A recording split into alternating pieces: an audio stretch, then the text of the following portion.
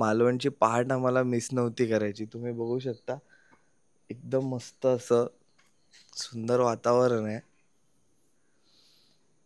हे मिस नव्हतं करायचं म्हणून आम्ही सकाळी लवकर उठलो. आणि आता आमचा पुढचा प्लॅन असणार आहे, आम्हाला इथल्याच काकांनी बोट अरेंज केल्या, इथून डायरेक्ट आम्हाला सर्व फिरवणार आहे. सुनामी आयलंड पासून सर्व तारकर्ली बीच.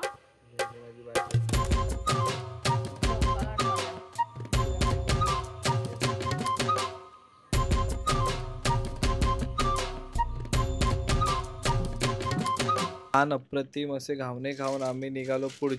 होमस्टेच्या गेटला लागूनच आम्हाला घ्यायला बोट आली आहे. हा एक वेगळाच आनंद आहे.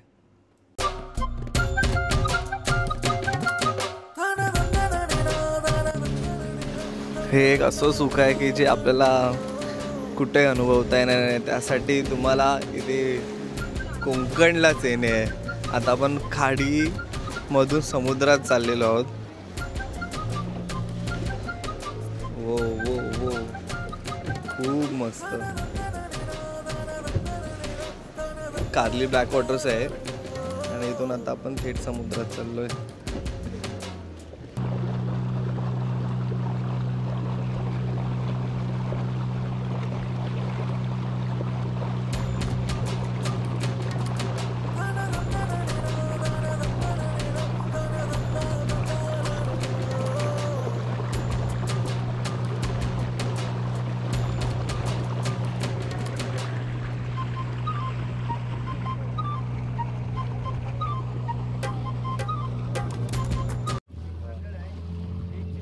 या पूर्ण बॅकवॉटर्समध्ये तुम्हाला इथे अनेक अशी मँग्रोवची झाडे बघायला मिळतील.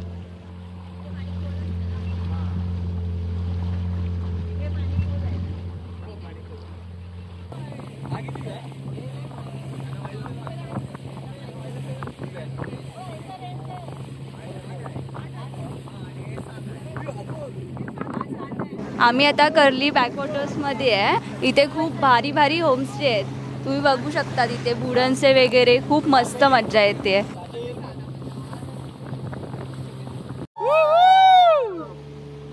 आपण इथे आता पांडवकालीन मंदिराजवळ आलो. एकदम मस्त असं खूप भारी मंदिर बांधलंय. हे इथे मंदिर गावकऱ्यांनीच बांधलेलं आहे. त्यांच्या स्वनिधीतून बांधलेलं हे मंदिर असं आहे. तुम्ही बघताय, तुम्हाला दिसतंय एवढं छान मंदिर बांधलंय हे. बघूया आता आमचं दर्शन होतंय का, चालू आहे का ते.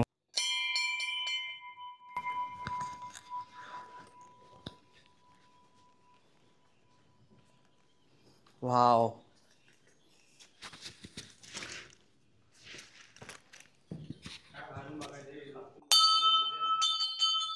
ओम नमः शिवाय.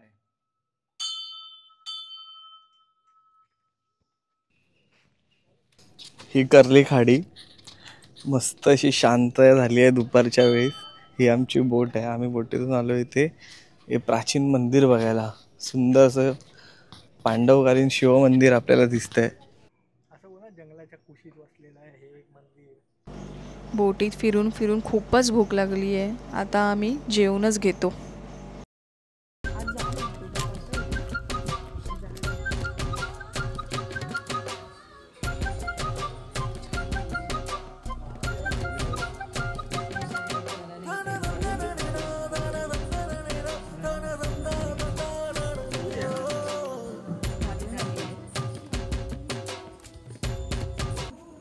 आज आपण आलो आहोत सावंतवाडीच्या प्रसिद्ध वेतोबा मंदिरात. इथली शांतता आणि भक्तीचं वातावरण मनाला स्पर्शून जातं. एकदा तरी इथे दर्शनाला नक्की या. जय वेतोबा.